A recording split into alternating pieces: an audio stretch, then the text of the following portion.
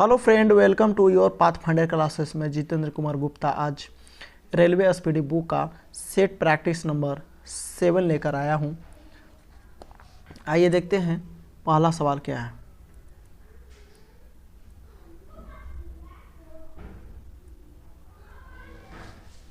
Please video को like share subscribe करते रहिए। आइए देखते हैं पहला सवाल क्या है। पहला क्वेश्चन है कि आधुनिक युग का मीरा के नाम से किसे जाना गया, यानी आधुनिक युग का मीरा किसे बोला गया। पहला ऑप्शन है अमृता प्रीतम को, सेकंड को ऑप्शन है महादेवी वर्मा को, थर्ड है अरुंधति राय को और फोर्थ है शोभाडे को। बताइए कि ऑप्शन के मुताबिक आधुनिक युग का मीरा किसे कहा जाता है। तो आंसर हो जाएगा आधुनिक मीरा हो जाएगा महादेवी वर्मा। कौन सा हो जाएंगे? महादेवी वर्मा को आधुनिक युग का मीरा बोला जाता है। सेकंड क्वेश्चन, बजट को किस सूची में रखा जाता है? बजट को किस सूची में रखा जाता है? बजट को किस सूची में रखा जाता है? ऑप्शन ए संघ सूची में, ऑप्शन बी राज सूची में, ऑप्शन सी समवर्ती सूची में, इनमें से सभी। बताइए बजट को किस सूची में रखा जाता है। तो आंसर हो जाएगा बजट एक समवर्तित सूची में रखा जाता है। कहाँ? समवर्तित सूची में बजट को रखा जाता है। थर्ड, राष्ट्रीय ध्वज के प्रारूप को संविधान सभा के द्वारा कब अपनाया गया? ऑप्शन ए 22 जुलाई 1945, ऑप्शन बी 22 जुलाई 1947, ऑप्शन सी 30 अप्रैल 1947 और ऑप्शन 4 24 अगस्त 1946।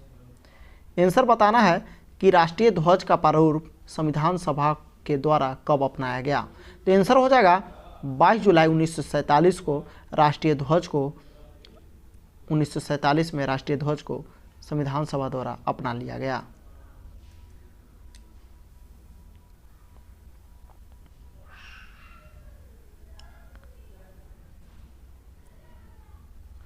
क्वेश्चन 4, क्या है रेल बजट को सामान्य बजट से किस समिति के सिफारिश के आधार पर अलग किया गया है? रेल बजट और सामान्य बजट को अलग कर दिया गया था, है ना। तो किस समिति के द्वारा? ऑप्शन ए लुईस समिति, ऑप्शन बी एकवर्थ समिति, ऑप्शन सी वर्मा समिति, ऑप्शन सी डी मुखर्जी समिति। अब बताना है कि किस समिति के द्वारा रेल बजट और सामान्य बजट को अलग कर दिया गया था। एकवर्थ समिति, ऑप्शन नंबर बी आंसर हो जाएगा। एकवर्थ समिति के द्वारा रेल बजट और सामान्य बजट को अलग कर दिया गया था। फिर ये दोनों एक ही हो गया, रेल बजट और सामान्य बजट। क्वेश्चन नंबर 5, तिरंगा झंडा के बीच चक्र में कुल कितनी तीलियां रहती है? Option A 14, option B 20, option C 24, option D 34। Answer बताना है कितना चक्र में कितना तीलियां रहता है। तो आंसर सी हो जाएगा 24। क्या हो जाएगा? 24 आंसर हो जाएगा। क्वेश्चन नंबर 6, क्वेश्चन 6 क्या है? स्वतंत्र भारत का प्रथम बजट पेश किया गया था। ऑप्शन ए आर.के. शमुखम सेठी ने किया था, ऑप्शन बी डी.डी.आर. प्रधान ने किया था, ऑप्शन सी जॉन मथाई ने किया था और ऑप्शन डी बी.के. श्रीवास्तव ने किया था। आंसर बताइए कमेंट बॉक्स में कि स्वतंत्र भारत के प्रथम बजट किसने प्रस्तुत किया था। तो ऑप्शन ए हो जाएगा आर.के. शमुखम सेठी के द्वारा प्रथम बजट को पेश किया गया था। क्वेश्चन नंबर 7, क्वेश्चन 7 कहता है कि भारत का राष्ट्रीय कैलेंडर को भारत सरकार के द्वारा कब अपनाया गया? राष्ट्रीय कैलेंडर को भारत सरकार द्वारा कब अपनाया गया? तो ऑप्शन ए 15 अगस्त 1947 को, ऑप्शन बी 22 मार्च 1957 को, ऑप्शन सी 16 अप्रैल 1946 को या ऑप्शन डी 26 जनवरी 1950 को। आंसर बताइए कमेंट बॉक्स में कि राष्ट्रीय कैलेंडर को कब अपनाया गया। आंसर हो जाएगा 22 मार्च 1957 ईस्वी को राष्ट्रीय कैलेंडर को अपनाया गया था। क्वेश्चन नंबर 8, भारत का राष्ट्रीय जलीय जीव क्या है? ऑप्शन ए दरियाई घोड़ा, ऑप्शन बी घड़ियाल, option C dolphin, option D starfish. Answer बताइए। तो ऑप्शन सी हो जाएगा डॉल्फिन भारत का राष्ट्रीय जलीय जीव घोषित किया गया है। क्वेश्चन नंबर 9, वैट को सर्वप्रथम किस राज्य में अपनाया गया? VAT value added tax. Option A Bihar, option B Uttar Pradesh, option C Madhya Pradesh, option D Haryana. बताना है कि वैट को किस राज्य में सबसे पहले अपनाया गया। तो आंसर हो जाएगा ऑप्शन डी, हरियाणा ने सबसे पहले वैट को अपनाया गया। क्वेश्चन नंबर 10, प्रथम हिंदी सम्मेलन 1975 में कहाँ पर संपन्न किया गया। Option A Delhi, option B Kolkata, option C Mumbai, option D Nagpur. बताना है कि हिंदी सम्मेलन को सर्वप्रथम कहाँ आयोजित किया गया। तो नागपुर में किया है। नागपुर कहाँ है? महाराष्ट्र में है। क्वेश्चन नंबर 11, सेनवेट का संबंध किससे है? सेनवेट का संबंध किससे है? ऑप्शन ए सीमा शुल्क से, ऑप्शन बी आयकर से, ऑप्शन सी निगम कर से, ऑप्शन डी उत्पाद शुल्क से। सेनवेट का संबंध बताना है। तो आंसर हो जाएगा उत्पाद शुल्क से सेनवेट का संबंध है। क्वेश्चन नंबर 12 क्या कहता है कि विश्व की सबसे प्राचीन लिखित भाषा किसको माना गया है? विश्व का सबसे प्राचीनतम भाषा बोला गया है। ऑप्शन ए हिंदी को, ऑप्शन बी ग्रीक को, ऑप्शन सी रोमन को, ऑप्शन डी सुमेरियन को। आंसर हो जाएगा विश्व का सबसे प्राचीन हो जाएगा ऑप्शन डी सुमेरियन। विश्व का सबसे प्राचीनतम में से एक है, सबसे प्राचीनतम सुमेरियन है। क्वेश्चन नंबर 13, भारतीय संविधान को 8वीं अनुसूची में कितनी भाषाओं को सम्मिलित किया गया? यानी 8वीं भाषा किससे संबंधित है? तो भाषा से है। किससे है? भाषा से है। तो भाषा से है तो कितना है भाषा 8वीं अनुसूची में? ऑप्शन ए 8 भाषा है, ऑप्शन बी 12 भाषा है, ऑप्शन सी 14 है और ऑप्शन डी 22 है। बताइए कितना है? तो भारत में 8वीं अनुसूची में कुल मिलाकर 22 भाषा का सम्मिलित किया गया है। क्वेश्चन नंबर 14 क्या कहता है कि सत्यमेव जयते कहाँ से लिया गया है? ऑप्शन ए रामायण से लिया गया है, ऑप्शन बी महाभारत से लिया गया है, ऑप्शन सी मुंडकोपनिषद से, या इनमें से कोई नहीं। आंसर बताना है सत्यमेव जयते कहाँ से लिया गया है। तो ऑप्शन सी हो जाएगा मुंडकोपनिषद से लिया गया है। क्वेश्चन नंबर 15, भारत में सर्वाधिक बोली जाने वाली भाषा कौन सी है? ऑप्शन ए अंग्रेजी, option B Bangla, option C Hindi, option D Telugu. Answer बताइए। भारत में सबसे ज़्यादा बोली जाती है ऑप्शन सी हिंदी भाषा। क्वेश्चन नंबर 16, आधुनिक युग की तुलसी किससे बोला गया? यानी किससे कहा जाता है? आधुनिक युग का तुलसी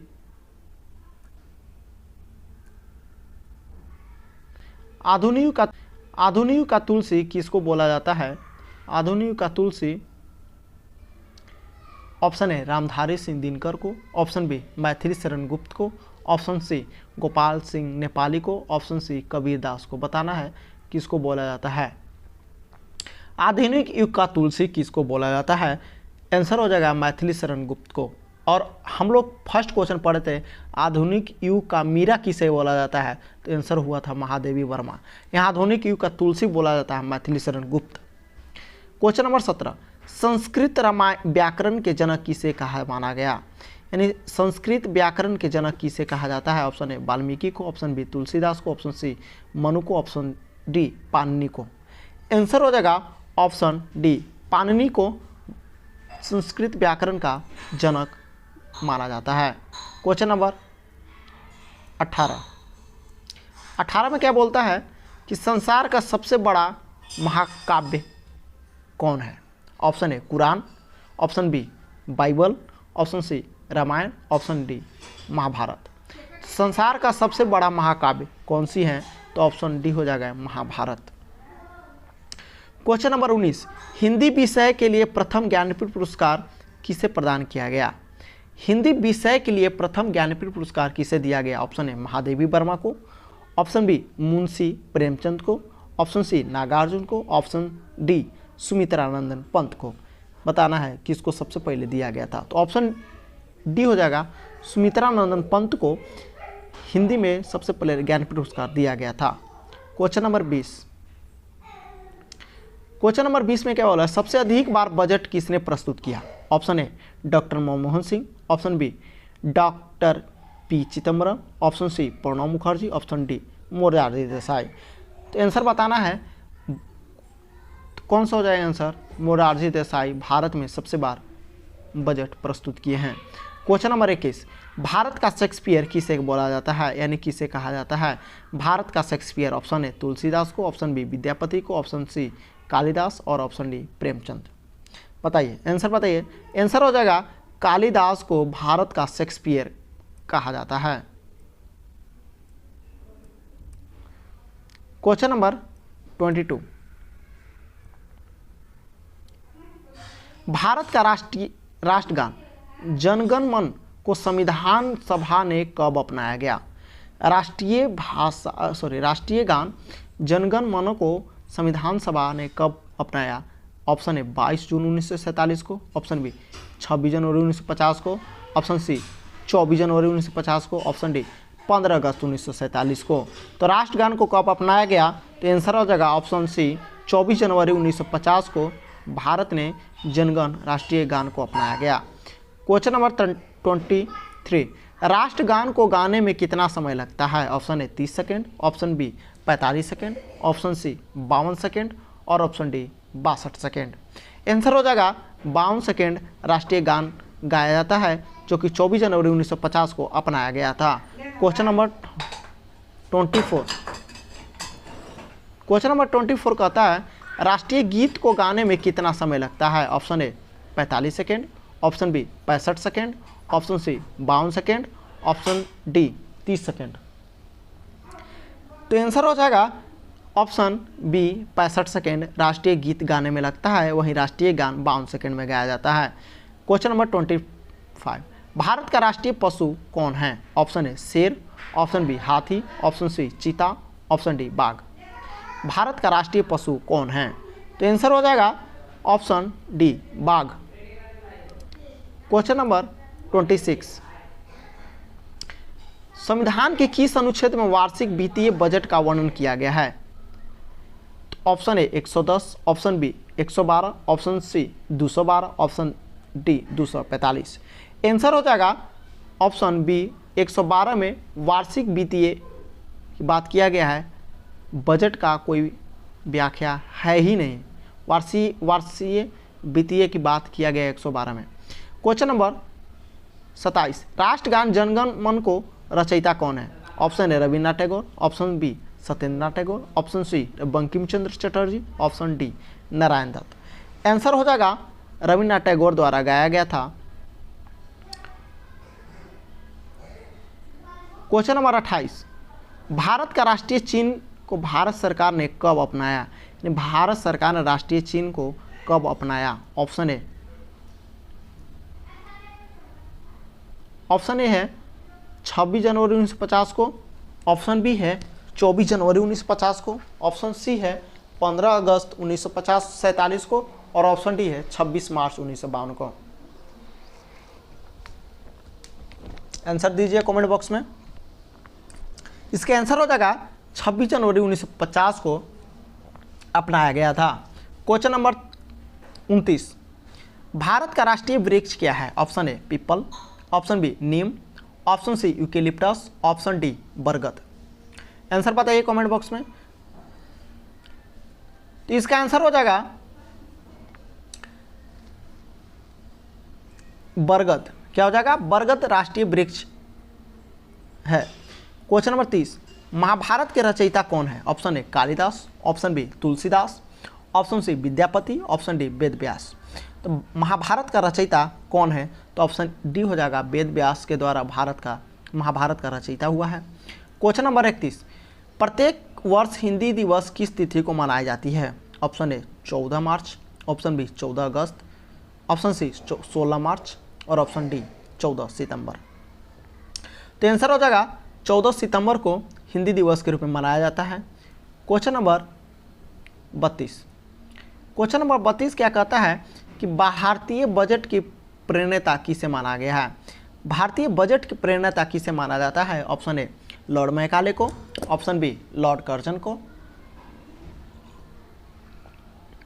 ऑप्शन सी विल्सन को और ऑप्शन डी लॉर्ड कैनिंग को।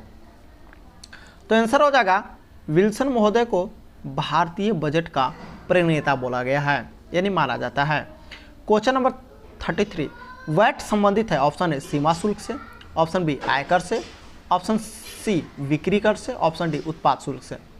बताना है कि वैट किससे संबंधित है। तो आंसर हो जाएगा बिक्री कर से वैट संबंधित है। क्वेश्चन नंबर 34, राष्ट्रगान को पहली बार 1911 में भारतीय राष्ट्रीय कांग्रेस के किस अधिवेशन में गाया गया था। Option A Mumbai, option B Kolkata, option C Nagpur, option D Delhi. राष्ट्रगान को पहली बार 1911 में किस कांग्रेस के अधिवेशन में गाया गया था। तो आंसर हो जाएगा कोलकाता अधिवेशन में गाया गया था।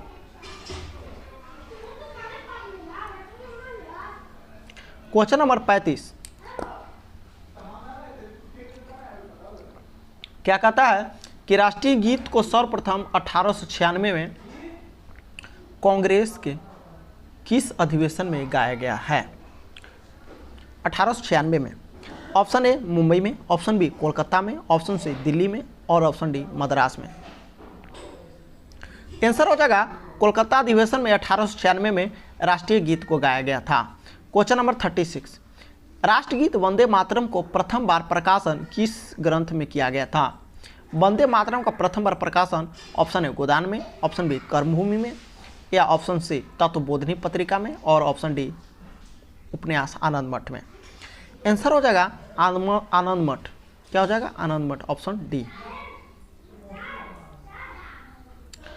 क्वेश्चन नंबर 37, क्या कहता है कि राष्ट्रगान का प्रकाशन सर्वप्रथम कहाँ किया गया है। ऑप्शन ए तत्वबोधिनी सभा, ऑप्शन बी आनंद मठ, ऑप्शन सी नीलदर्पण, ऑप्शन डी गोदान।